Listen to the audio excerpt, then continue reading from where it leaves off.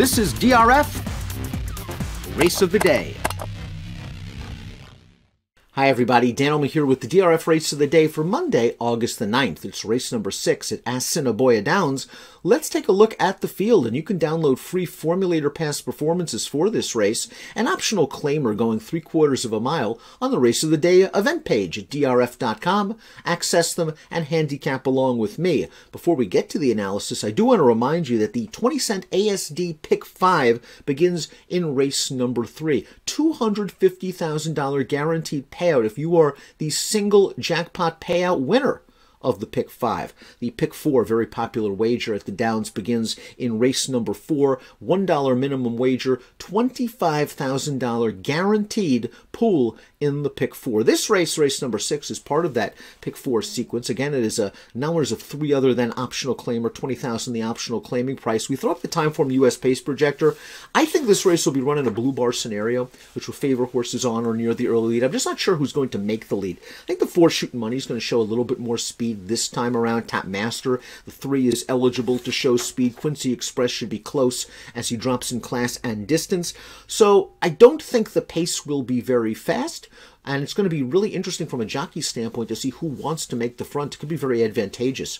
Let's begin with the 1 Doc's Class Act, 4-1 on the morning line. We'll watch his most recent start on July the 28th. And I thought on this day, Inside Speed did very, very well. Doc's Class Act's rider did very well to get this horse down towards the inside on the backstretch, trailing the field. The winner of this race, Del Vecchio, though, was able to get to the front in the rail, had a big tactical advantage turning into the stretch. Plus, Doc's Class Act, as you see, had to swing to the far outside.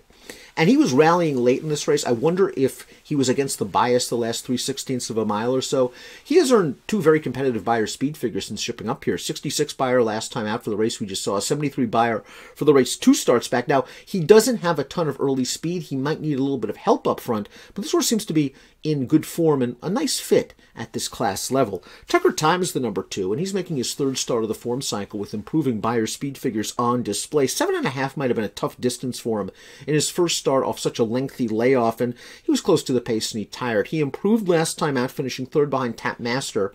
He ran okay in that spot. If you go back to his form in the States in 2020, he ran some solid Beyer speed figures. So he's also lightly raced enough that he might be able to improve in his 3rd start back. Like Doc's Class Act, I don't think he has a ton of early speed. He might not be the best true closer in this race, but he does have upside. He has hit the board in 10 of 12. There's a really square price on the morning line at 12-1. Speaking of Tap Master, we're going to watch his last race on July the 13th. Now, we're only going to watch the stretch run.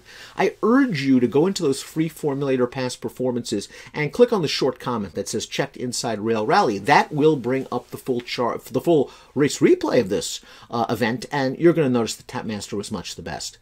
Exiting the backstretch, he was down on the inside, and he checked horribly. At a crucial point in the race, he must have lost 3 lengths or so. He dusted himself off. It didn't faze him in the slightest. He re-rallied on the inside, as you saw, and he got the job done. He was tons the best in that race. He showed that race he is in very, very good form. He has shown better tactical speed in the past, and he is a pure 6-furlong horse. They tried 7.5 with him 2 starts back. It was just a little too long for him. His last 3 starts have resulted in on-the-board efforts. Maybe he needs a slight Beyer boost, but boy, he was so visually impressive last time out. It's hard to leave him off any tickets. He's 3-1 on the morning line. Shooting Money is the 4, and he's been the beaten favorite in his last 2 starts, and fans of Shooting Money will be happy that he likely won't be the favorite this time around. He's 8-1 on the morning line. Now, he showed speed 2 starts back. He was beaten by Tap Master. He was involved in a bit of a pace duel in that July 13th race we saw you before tiring to finish 4th. Last time out, he just didn't fire when beaten by Doc's Class Act. That was a disappointing effort. The Beyers are going the wrong way. I wonder if he's a bit off form right now, but if he can get to the lead and slow things down, he should be in the thick of things when they turn to the stretch. Quincy Express is the 5, and he's your 6-5 morning line favorite, and deservedly so. He was claimed 4 starts back, and he was thrown into stakes company in his last 3 starts. Last time out, I'm willing to give him a mulligan. 7.5, I think, is a little far for him at this point in his career. You go back to his sprint numbers, 2 and 3 back. Here in stakes placings in both of those efforts, 75, 76 Beyers. Those numbers make him very tough in this field, and he has enough tactical speed that he shouldn't be too far away when they turn for home. Now, the one concern for me, a lot of second-place finishes on his record. 9 seconds from 25 lifetime starts. I'm not sure how short I want to go with him. As it pertains to odds on post time, he's 6-5 on the morning line. But Quincy Express, if he runs those figs from 2-3 back, is going to be very tough. Candy Giant is the 6. He finished behind Quincy Express in that 7.5 furlong race last time out. He He ran okay two-back, but keep in mind there was a $5,000 claiming event, so this is a pretty big step up in class. And he was listed as a vet scratch on July the 19th. Taking him about 3 weeks to get back to the track. Completing the field's the 7, Bucky's Pick. Now, Bucky's Pick's done most of his damage in the States on turf.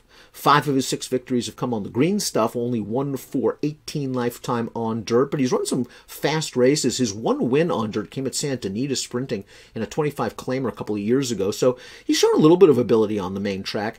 The distance to me might be a little sharp for him. He has shown speed in route races. Maybe he can stay close if the pace is slow. And 2 starts back, while he didn't run very well in a 2-turn race on dirt, he was very wide going into the first turn, and the winner of that race came back to run second with a 73 buyer and a 2 other then on turf. So he kept good company down at Canterbury. I want to watch one in his first start over the oval. Good price on the line at 15 to 1. Take a look at my top picks for the Monday race of the day. I want to give Ducks Class Acton another chance. 4 to 1 on the morning line seems about fair. Like that he rallied maybe against the track last time out. It's up to the rider to try to keep him close to the pace if the pace is slow, but I think this horse is in sneaky good form right now. I'm going 1, 3, 5, and 7 in the Monday DRF race of the day. Good luck.